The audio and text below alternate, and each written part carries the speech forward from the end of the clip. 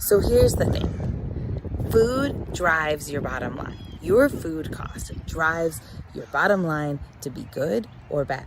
Yes, there's other factors too, labor, all of that's part of it. But ultimately, your food is your revenue producer. It's your money maker, right? If people love what you serve, they're going to come back.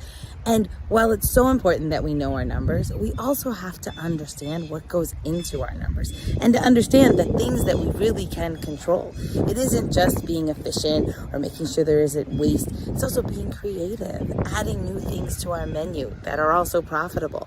This is why we've started the F Your Business movement, because those numbers are more than just adding and subtracting. It's your business, and your creative mind that's gotten you this far is part of what will make us drive more profits to the bottom line. So we need the creative part and the numbers to come together.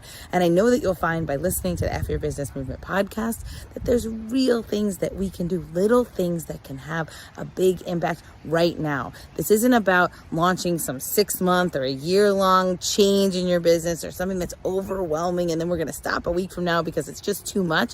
It's about little things right now that can add up to a big difference and make more money for you and your business and your employees. So let's go. Listen to our new podcast. I know you're going to love it. Listen to our webinar and really help us spread this movement, because it's about you and sustaining your business and thriving regardless of the world around us.